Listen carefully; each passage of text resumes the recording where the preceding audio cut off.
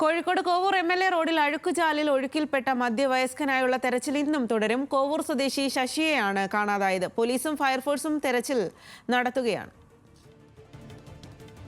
കൂടുതൽ വിവരങ്ങളുമായി കോഴിക്കോട് നിന്നും രതീഷ് വാസുദേവനാണ് ചേരുന്നത്. രതീഷ്, ഏതു രീതിയിലാണ് ആ ഒരു തിരച്ചിൽ ഇന്നും തുടരുന്നത്? സ്വാതി, ഇന്നലെ 9 മണിയോടെയാണ് ഇങ്ങനെ ഒരു അപകടമുണ്ടായത്. പാലാഴി ഭാഗത്തേക്ക് ബസ് കയറാൻ ബസ് സ്റ്റോപ്പിൽ ഇരിക്കുകയായിരുന്ന ശശി വളരെ അബദ്ധത്തിലാണ് ഇതിന് സമീപമുള്ള ഓടയിലേക്ക് വീണത്.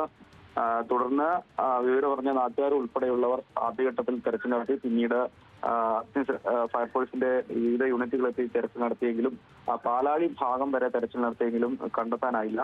ഈ പുഴ മാമ്പുഴയിലേക്ക് ചേരുന്ന ഒരു തോടാണിത്. അതുകൊണ്ട് തന്നെ ആ ഭാഗത്തേക്ക് വരെ തെരച്ചിൽ നടത്തിയെങ്കിലും ഇന്നലത്തെ മഴയും രാത്രിയും ഇരുട്ടിന്റെ സാഹചര്യമൊക്കെ ഉള്ളതുകൊണ്ട് കൂടുതൽ വിശദമായ തെരച്ചിലിന് സാധ്യതയുണ്ടായില്ല.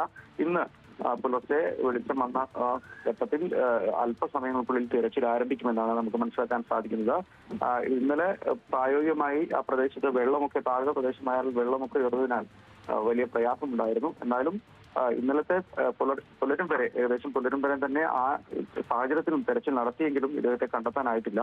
അപ്പം അല്പസമയങ്ങൾക്കുള്ളിൽ വീണ്ടും ഇന്ന് തെരച്ചിൽ ആരംഭിക്കാൻ തന്നെയാണ് നാട്ടുകാരും ഫയർഫോഴ്സും ഒക്കെ തീരുമാനിച്ചിട്ടുള്ളത്.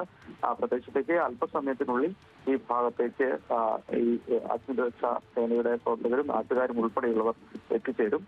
തെരച്ചിൽ തുടരുമെന്നാണ് ഈ ഘട്ടത്തിൽ നമുക്ക് നൽകാൻ കഴിയുന്ന വിവരം. ശരി രതീഷ്, കോഴിക്കോട് കോവൂർ എം.എൽ.എ റോഡിൽ അഴുക്കുചാലിൽ ഒഴുക്കിൽപ്പെട്ട മധ്യവയസ്കനായുള്ള തെരച്ചിൽ ഇന്നും തുടരും. കോവൂർ സ്വദേശി ശശിയെയാണ് കാണാതായത്.